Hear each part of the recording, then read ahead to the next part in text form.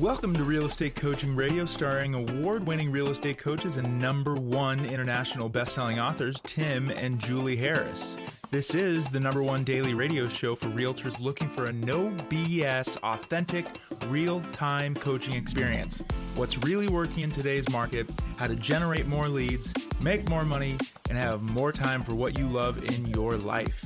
And now your hosts, Tim and Julie Harris. We are back, and we are continuing where we left off yesterday and the day before, how to have a successful, happy marriage and partnership. And thank you for all the great feedback we're getting on this topic. We sincerely appreciate all of you appreciating that we are creating this content for you. And it is leading up to Valentine's Day. Quick reminder for those of you who have not done any Valentine's Yes. Day shopping It's not yet. too late. It's not too late. That's Correct. right. And this was also a special request from many of our listeners and coaching clients. And I have to give a special shout out to all of you guys that are working with your spouses, whether that's in real estate for most of you, but we also have mortgage people, appraisers, transaction coordinators, etc. And one of the things that they talk about, I wanted to make sure we mentioned this, is they seem to have this quest to have this magical separation between the business and their marriage, or their business and their personal lives together. And I have to say, stop looking for that magical separation. If you're in real estate and you're working together, you're going to have stuff that comes up during the day, personal, and you're also going to have business stuff that you have a thought at night during dinner. It's impossible to have complete separation. So part of our series is to help you guys have some filters and some rules in place for assisting you in having a smoother time of it. But it's never going to be like this utopian type of experience. I appreciate you asking, but we've been doing this for 30 years. And honestly, we've never tried to have complete separation because you can't. Yeah, you can't. It'll just frustrate you. Well, in order to have a successful business of any kind, the antivirus software is pretty much running in your head at all times. Mm-hmm. You get used to it eventually, but that's called being a business owner. By antivirus software, your mind is always, looking for threat vectors and always looking to play whack-a-mole for, this get done and that get done. What about this and what about that? Exactly. Yeah. That's the nature of being a business owner, and that's one of the costs of being a business owner. That's one of the costs of being an entrepreneur. But it's also one of the things that when you get efficient at it, and over time you will create some financial abundance for yourself that had you not chosen that I'd say more perilous path to your financial freedom and financial future, you never would have gotten to that point of being rich. So we're going to pick up where we left off on point number 7. Yes. So remember, this is a multi-part podcast. This is all about having a happy marriage and partnership. So if you missed previous, get caught up on the shows. So point number 7, show overt gratitude and appreciation regularly. Joel Osteen says, bloom where you're planted. I love that quote because it just cuts right to it. Focus on what's good and either fix what's not right or let it go. But it's up to you to own it. Practice random acts of kindness with your spouse and be your spouse's best friend. I think that's just a huge point because it gets you thinking the right way. It gets you thinking, I don't want to make it all woo-woo positive thinking, but what are you really focused on? Are you focused on the good or are you focused on what's messed up? Well, so let's make this practical. One of the things, and when we have personal coaching clients that we always prescribe, is that you have a minimum daily standard of 3 to 5, things you're going to do every day. These are things that are going to happen no matter what. And obviously, we're business coaches, so our primary focus is going to be on things that are going to put you in a position to help people make money. But I always have it on my top 5 is show overt appreciation for your family, and not by just some little passive thing. Going up to your wife or your partner or your husband and giving them a hug and a kiss and saying "I love you." Same thing with your kids. Same thing with your cat and your dog and your bird. Yeah, exactly. You have to be overt about it. Even if that's not the nature of how your family operates, even if your family is a bunch of, introverted, no touchy types and, people would rather spend time behind a screen or behind a book. And even if you don't feel like it, and even if you're thinking about 3 different things you got to deal with today, it doesn't matter to those people who love you and who you love. You're doing it for a reason. You are doing those tasks to support your family and the people that you love. So you might as well show them overt gratitude and appreciation. And we did a podcast on gratitude, and it was last. What was the title? Do you remember? I think it was something like 31 ways to show gratitude. It was in the month of gratitude. It was back in Thanksgiving month. But you can use them anytime. Yeah, go back and listen to all of our past podcasts available on iTunes and on Stitcher and all the other podcasts, Spotify and everywhere else. But go back and listen to that specific podcast. But I'll tell you one of the points that hopefully all of you will appreciate is that when you are in a state of appreciation and gratitude, you are elevating your mental and emotional and, dare I say, spiritual state so that your ego is not dominating your thoughts. You're no longer living in the state of fear. You're no longer living in the state of, I think, anxiety. By showing appreciation, by showing overt appreciation, that's the reason it matters, by giving someone you love a hug and a kiss, by doing that, in that moment, you're making yourself vulnerable, but all those anxiety-type, fear-type feelings, ego-type feelings, cannot intermix with appreciation. It's oil and water. Well, it's a great hard reset for your own mindset. It is. And when you do it in the morning, which is what we always suggest you do, and you start being the leader in your family and doing that every single day, you're going to set the course for their days as well. And you just watch. Magically, everyone's days start getting better. Everyone starts getting along better. They start mirroring and matching your behavior, not in an NLP way, but in a genuine way, so that you then start having these more profound relationships only because you're the one that was you're showing appreciation for other people. You're telling them that you love them. You're telling them that you appreciate them. Now, if it's just you and your cat, after you've shown your cat appreciation, find other people in your life and do the same thing. And one of the things you can consider doing as you become, more comfortable doing this is you can expand your shows of appreciation to people maybe in your centers of influence and past clients. But do it overtly. Do it directly. Don't do it, I would definitely suggest you call them. You say something to them. When you see them, you say something to them. Make people feel special by you putting yourself out there, showing overt appreciation to them. It pivots the entire world, and it's incredibly powerful. That's right. So along those lines, point number 8, a lot of this gets to being present and noticing things, not being stuck in your own world. So point number 8, respect your mutual environment. Be a good household citizen and clean up after yourself. Make your bed, clean up your dishes, push your chair in after you leave the table, fill the coffee machine after you drain it, making your own coffee. Respect your own environment. It's funny, I was thinking about, we each have our own little foibles on this, and I think that most people do. I have no foibles about these things. Well, let's say you're more particular about, say, the cars and the golf cart. Yeah. I'm more particular about the kitchen because, that's where I spend a lot of time.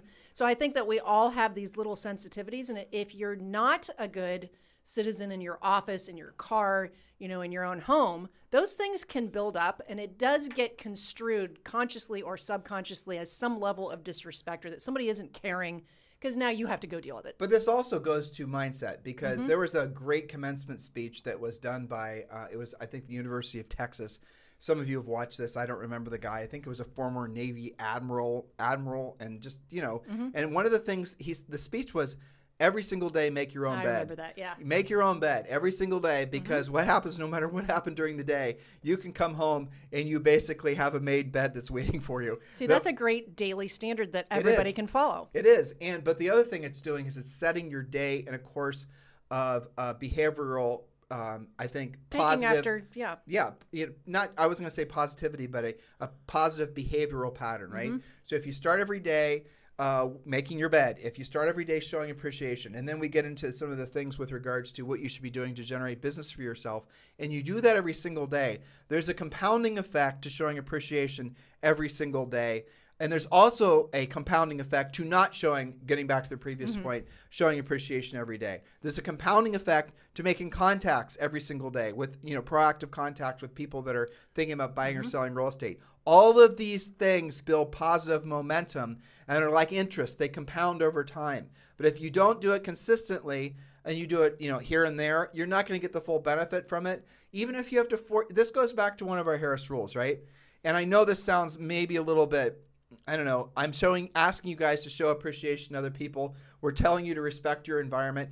At the start, it is going to fall into the realm for some of you of doing what you don't want to do when you don't want to do it at the highest level, because your egos are going to be so wrapped up with, why should I show appreciation to my whoever? They never show appreciation to me. They need to show appreciation to me first before I show appreciation to them. That's not very appreciative, is it? Not only that, but how does that make you feel? Just the very little thing I was just saying, doesn't that just fill your heart with anxiety? Well, that's what appreciation cracks through. That's what, even if you show appreciation and they don't reciprocate, you don't do it expecting them to reciprocate because maybe they're so wrapped up in their own bullshit in their heads, their own egos, that they can't even fathom being in that state.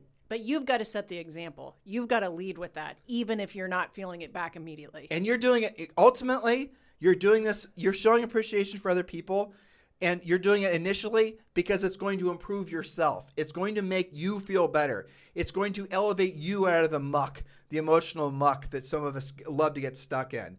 And this wasn't one of our points, but we're going to sidestep. Do not ever start your day with any media. Do not ever, just avoid all forms of social media. Avoid news feeds on Google or news feeds on Facebook. Avoid watching any sort of news, listening to any sort of news. Avoid all of that crap. Your morning has to be reserved for you. It has to be reserved for following your morning schedule. It has to be reserved specifically for the betterment of yourself personally, financially, and familially, and dare I say, eventually spiritually. That's what your morning is all about. Well, you have control that way. Otherwise, you're not. If you start your day, like we said, 3 to 5 minimum standards you're going to do every single day. They're going to vary slightly for most people, but it's going to involve some form of exercise, some form of overt appreciation, like what we just described in the previous point. It's going to, obviously require some level of controlling your environment. And remember, your environment is your physical environment, but it's also the people around you. This is the reason I brought up the media free, because even though your environment is the person in the room you're in, the people you're around, but your environment is also your digital environment. So when you control those things, at the end of the day, there's only a handful of things you guys can control. You can control your weight, you can control your environment, and you can control your finances. Those 3 things. Everything else is really outside of your control. But if you can control those 3 things, everything else falls in line. So those are your 3 minimum standards that when we're coaching you guys, will help you focus in on. By the way, a lot of you are joining our coaching program. We sincerely appreciate you choosing for us to be your real estate coaches. All of our faculty and staff, we're in perfect alignment with making this your best year ever. If you're ready to join coaching, which frankly I know most of you are, just go ahead and text the word Premier to 47372. Text the word Premier to 47372. And when you do, we're going to text you back a link where you can learn about our Premier coaching program, which you can join depending on how you decide to join for around $100 a month. So every single one of you can be on a Premier coaching program. That means tomorrow, today, depending on when you're listening to this, you can be joining our group with your semi-private daily coaching call. Every single day, every single work day, you're going to have a private coaching call with our on a semi-private coaching call with our members, and you're going to be able to attend the private Facebook groups. You're going to be have access to all of our scripts, all of our presentations, all of our systems, every single thing you need to do to build your real estate business is there waiting for you. Just text the word Premier to 47372. Text the word Premier to 47372. And remember, message and data rates may apply. Yes, so point number 9, don't be a drunk or another kind of addict, or maybe both, hopefully not. If a substance is more important than your spouse, you have a problem that needs to be addressed. And I'm going to tell you guys how easy it is for alcohol in particular to become normalized as far as people over drinking, especially during COVID. We had friends and we had coaching clients that we did not have a lot of contact with during COVID, maybe in Zoom or whatever. And we didn't do a lot of traveling, and neither did you guys during lockdown, right? And then we saw some of these people, and I can count on one hand how many of them look like they looked prior to COVID, or even look better than they looked. Virtually all of them gained weight. And if you were to talk to them about why, it's because they all started drinking.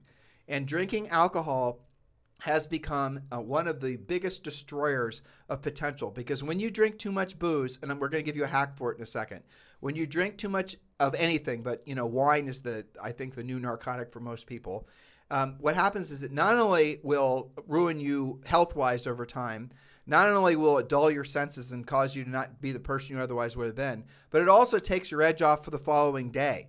And I get it. Julie and I drink wine too.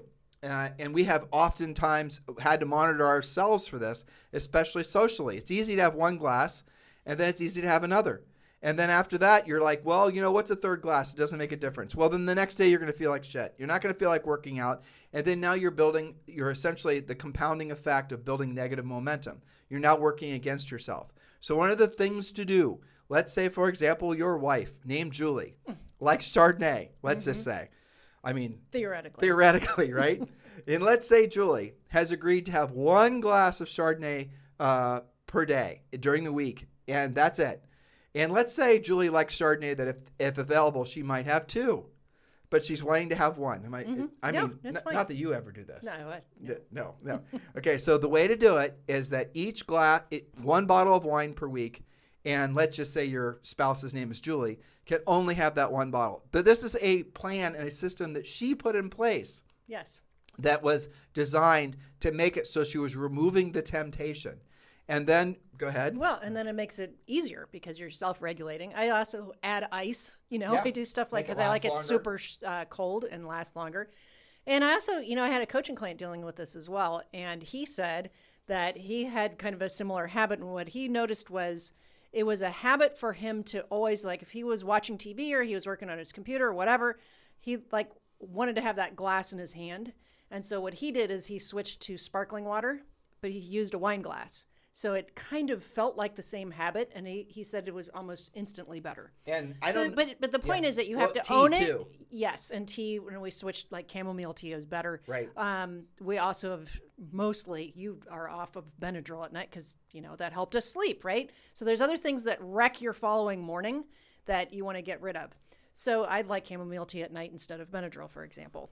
The point is that you have to have a system, you have to own it. And we're talking about something very common. We've also had coaching clients with other substance issues. So the point is, you can't make that an important thing. You have to either let go of it completely or manage it. So let's make this really practical. If you start developing some sort of addiction to some sort of, mood-altering substance, it doesn't matter really what it is, you are not honoring the commitment you made to your spouse. By becoming a drunk or some sort of other addict, you are, in essence, you're telling them that this substance is more important than the commitment and their relationship. And the vows, in essence, Right. if you're married, right? Or the commitment you made to your partnership. You're then telling them that they are less important than your feeling high or drunk. That's the message that you're actually sending to them, and it's the great destroyer of relationships. Now, again, we talked the other day about the fact that, people will often say in surveys that get divorced or don't stay in relationships, what was the biggest issue? And I almost always say money. But it's these types of things that are the destroyers of relationships. It's these types of little insidious evils, dare I say, that sneak into your relationship and destroy it. Well, there's something called the accumulation effect that affects every single one of the points that we've presented so far.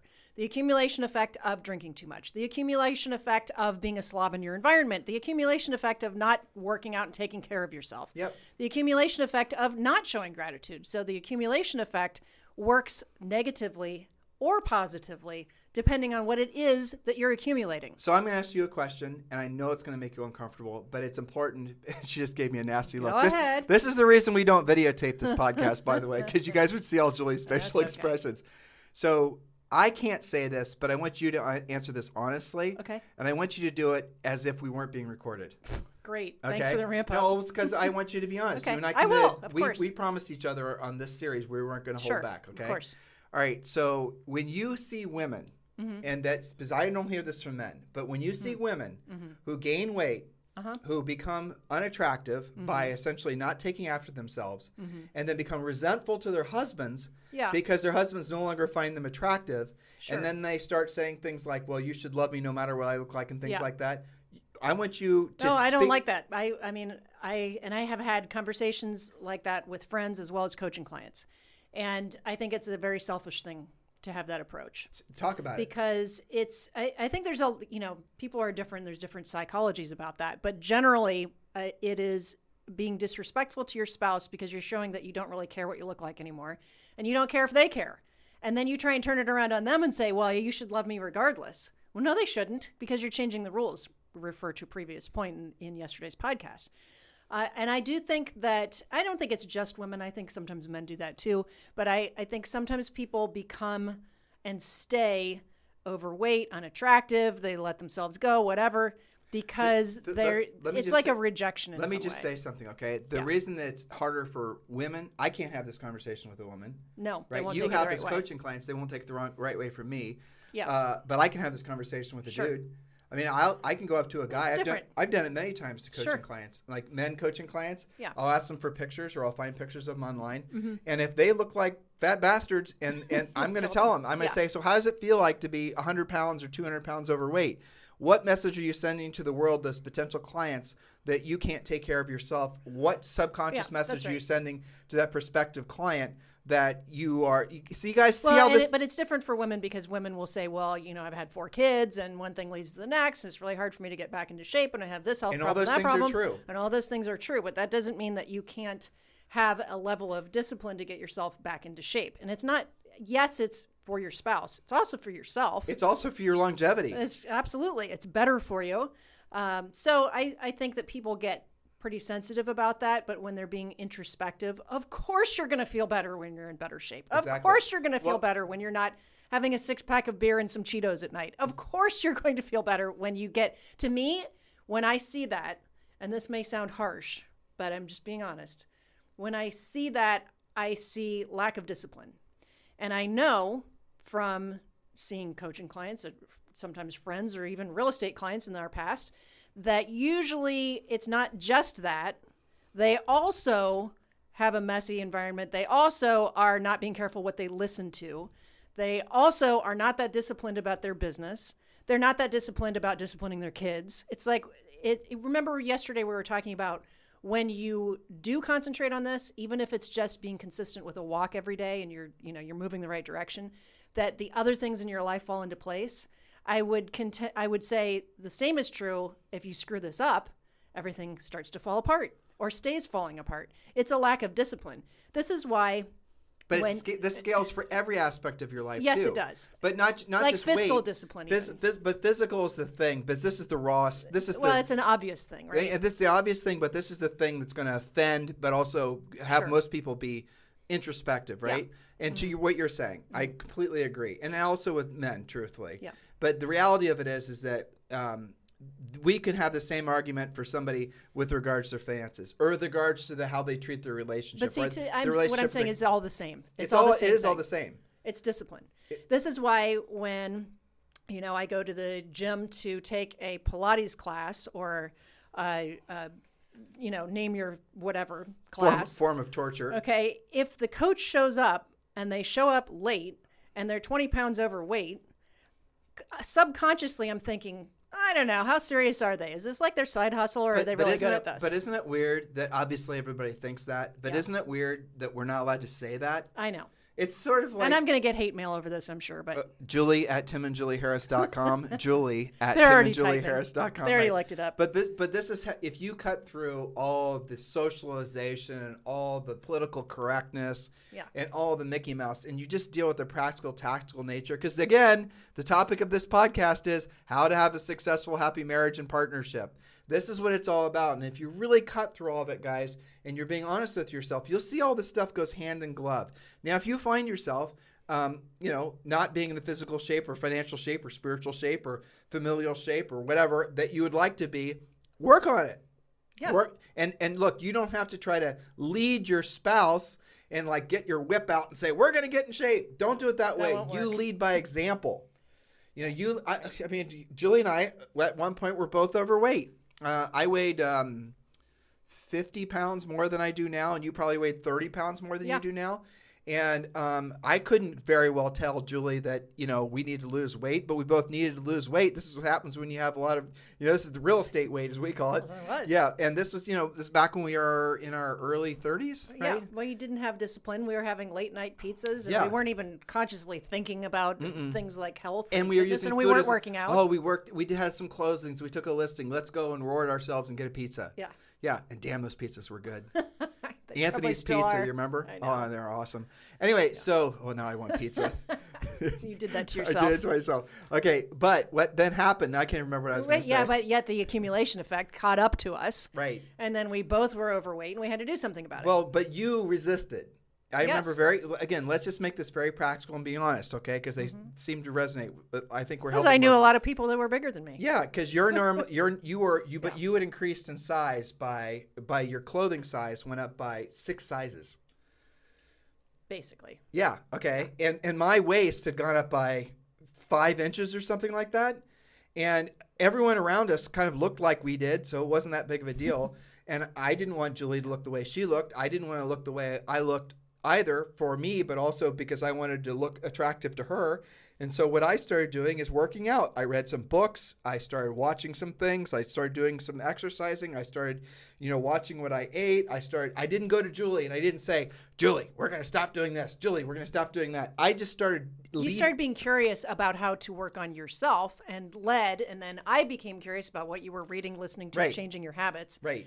And I think that very thing probably should be one of our points, which is don't bludgeon each other with what you're trying to do.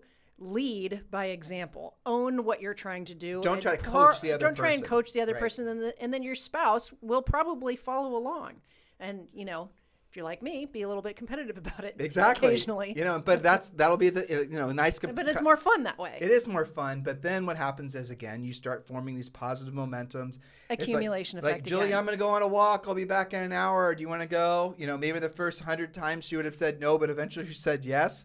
And then next day, we're going to start going on the walk the same time. We're going to start listening to podcasts and books that basically both of us are interested in. We start changing behavioral patterns. But the way you do it is by leading by example. Yes. So if you're saying you like what we're saying, but at some level you hate what we're saying because you know it's true, and you're wanting to know what your first steps are, take the concept that we just gave to you. We've done it in our 31-year marriage. And, this is something we've done with finances. This is something, because when we got started, we got married, in our early 20s, what were you? You were 20. Mm-hmm. I was 21. Yep. Right? And we didn't know shit about shit. Nope. We were basically grown-up kids, barely. Yeah, barely. We had no knowledge about anything. And so we had to learn everything together. Oh, yes. Also, we were broke. Yeah, we were more than broke. We were sharing a car. We had $50,000 in student loan debt. Yep. Back when $50,000 was like an enormous amount of money. Yeah. Yeah, and we were sharing a car and all these other things. But we paid off our student loans in the first, year of being in real estate. Mm-hmm. And we set all their financial goals together. But this is, again, the advice we gave to Brendan Burchard and his beautiful wife, Denise, when we were sitting on the beach about a year ago or whatever. Mm-hmm. What is the thing that really makes it so that you can have longevity in your relationships and your marriage specifically? It really is setting goals together. That's the number one thing. Setting goals and not trying to impose your will on the other person. Even if you don't if you're in a state in your marriage or your partnership where you don't really you feel admiration, maybe you don't feel the sense of love isn't like what you want it to be, and maybe there's just some built up resentments and some built up bullshit and some other thing. It's almost impossible to go back and unring the bell from past sins. It's almost impossible. There's no real point in talking about anything that happened in the past, honestly. There's no benefit of it. The only thing you can do to really turn things around is start setting new goals for yourself individually and then obviously as a couple. And then looking more to the future than to the past. Right. And if you want to know what makes people miserable, what makes people miserable is spending too much time in the past or spending too much time, and this is obviously in their heads, right? Or spending too much time in the future. When you spend too much time in either one of those places, you're not what? You're not present. And by not being present, you give yourself nothing but anxiety. And your brain is unable to focus on what action items need to happen. And then you lose the ability to think practically. And then you don't take tactical steps towards moving forward with your goals. So those were the points we had prepared for you guys today. And we're going to pick up where we left off today, tomorrow. Mm-hmm. And so, listen, we really sincerely appreciate you guys allowing us to have this transparent conversation.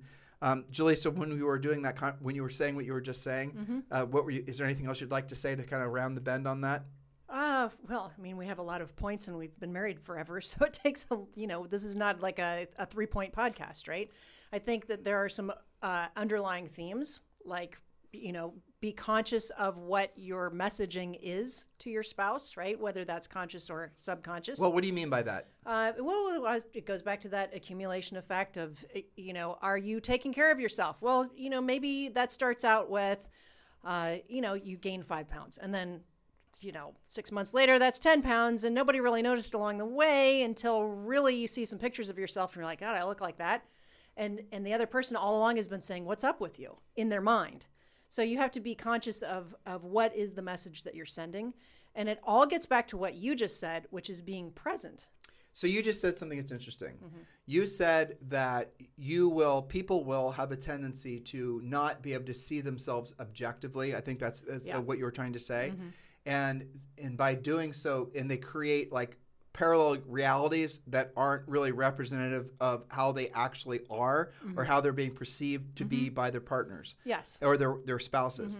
And so give us some examples. Well, I think some of that is subconscious because a lot of these things that we're talking about creep up incrementally, right? So you don't just go from like having... Give an example. Well, you don't just probably go from having one glass of wine a night to having an entire bottle every day of the week. You don't usually do that. And then if you're doing that with your spouse, then it just becomes normal to have 2 or 3 or 4 glasses. And maybe neither one of you really noticed. Right. Okay. Same thing with gaining weight. Same thing with letting yourself go in other ways. Same thing with not taking care of your environment. So it's your ego. It's incremental, and you don't see it. It's the same like fiscally. People don't.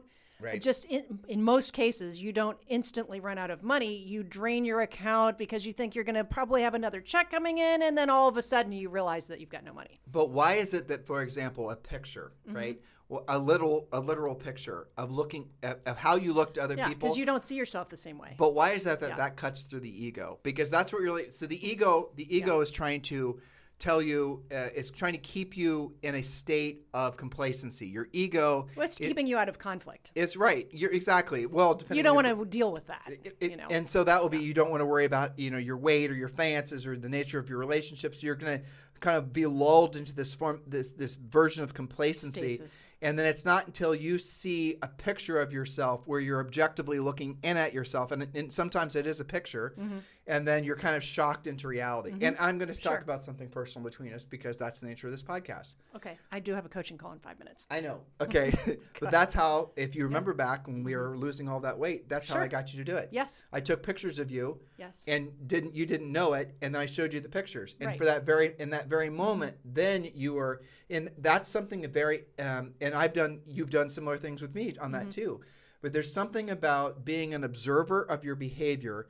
So like and the way to think of this is if you had it's a good angel and the bad angel, but I'll think of something that's like if you had somebody watching you all day, and that person was objective, right? They were telling you what they were seeing. They're writing down what they were seeing. They're keeping track of your activities and how you interact with other people. And you were then to get that report, many of you would be appalled. Yes, you wouldn't have any idea that you spent, 3 hours on Facebook or whatever, because you don't realize it at the time. And, I can't remember which podcast it was on, but we were talking about, I think it was about goal setting.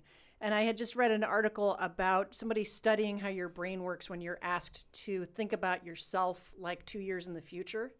And they showed that the part of your brain that's trying to imagine that when they're trying to paint that picture is the same as when your brain is imagining a stranger. Huh, yep. Because you don't really identify with that. So it's different when you're yourself, right? So what you're talking about is also, it's been a lot of research has been done around finances, right? Yes. Why is it so hard for people to save? It's because the idea that you're going to save this money for a version of yourself in the future seems too abstract. It's too abstract versus you can have this money now. Right. Right. You can have this money now. You can spend this money. You can do. It's tangible. Right. So that's I don't know where that comes from in the brain. Yeah. But most people are not wired to think about themselves in a future iteration. Like literally not wired that way. They can't. You can't if you try. You can visualize all you want to. Right. But that's not really how your brain works. And yet, curiously, when we say to coaching clients, like, imagine yourself old and broke, what does that look like? It's funny that people actually can kind of think about that, probably because they know somebody that's like that, but it's so abstract. And that's why people are drawn to things that are immediate gratification. And those things can be good or those things can be bad. So as coaches, when you join our coaching program by texting the word Premier to 47372, remember Msg&data rates may apply. Run them off. Right, exactly. Well, I mean, these are real conversations, and I'm hoping you guys are appreciating this because we'd frankly like to have more stuff like this in our show. But the reality of it is when you're, with the example Julie just gave. So say that one more time, what you just said.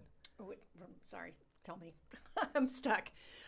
About the accumulation effect of what you're doing can be good or can be bad, and that you're going towards immediate gratification most of the time in your life. Okay, so here's the interesting thought with that is that when you are being coached by somebody like us, we're going to put systems in place that compensate for the lack of discipline, if you want to call it that, but really, let's just say the intrinsic nature that you have within your operating system to not see yourself into the future. Not because of you personally, but because we know that's how humans work. Exactly. And because we have a lot of experience with this. Well, right? I mean, you and I don't trust ourselves. That's the reason we bought rental properties. That's right. We buy rental properties and we never sell them. That's the reason we save automatically. It's a system.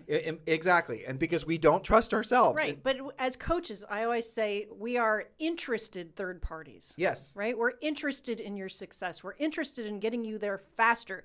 We're interested in getting you out of your own way.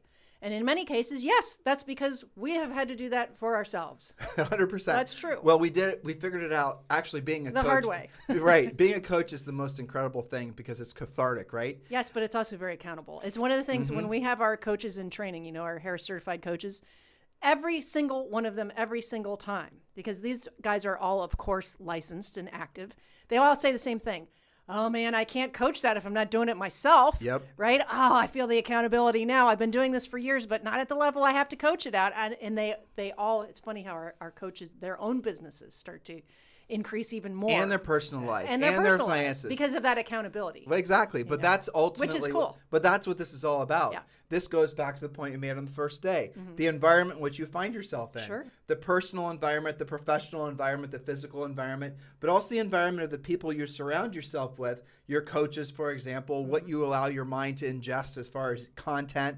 All of these things go to your environment. And if you want to know about like how good of a, look at your present reality. There's certain parts of your life that you love, certain parts of your life that you don't like, a lot of things you'd like to have differently. All of those things are a mirror of your decision-making apparatus and how effective it was at making decisions for you in the past. Maybe it's a second ago. Maybe you just grabbed a cup of coffee and you're feeling a little caffeine hit.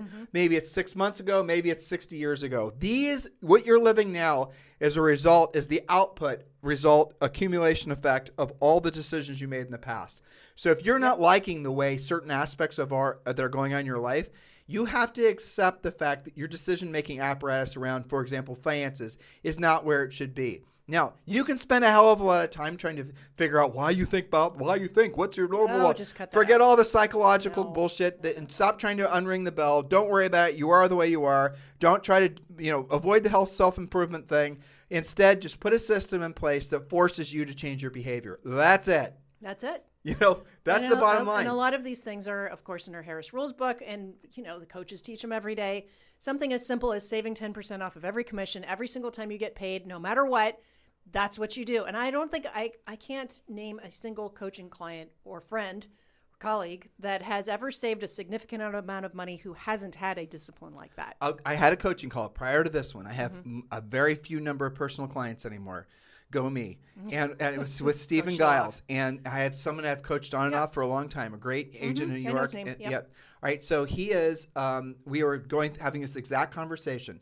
And we were going through his real estate treasure map. We were talking about all of his numbers.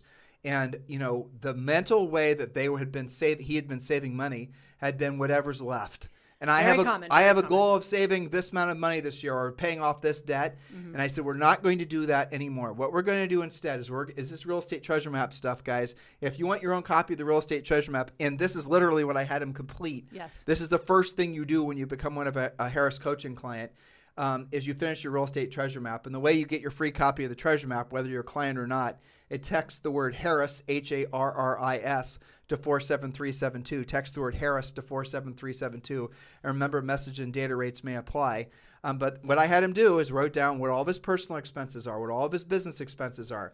And then what, if there are any debts, which there weren't, how much money he's got saved. I wanted a full, complete drill down on all money stuff. And then what we're going to do is every time he has a dollar come in off the top, to what Julie just said, before anything is paid, we're going to stick that money into an investment account. We're going to start squirreling away money to buy rental properties. Otherwise, you won't do it. Otherwise, he won't do it. Nobody does it. It's against human nature. Yeah, well, saving what's left at the end is not a plan. But see, this is the whole theme of our show this week. Yeah. is about basically having to have a long-term relationship, partnership, something that basically you're proud of, and how to have, tranquility and peace and financial independence that you build along the way. Well, this is the types of conversations you have to start out with having primarily with yourself. And then when you start working on these things yourself, again, I know a mistake. This is normally a guy mistake, by the way.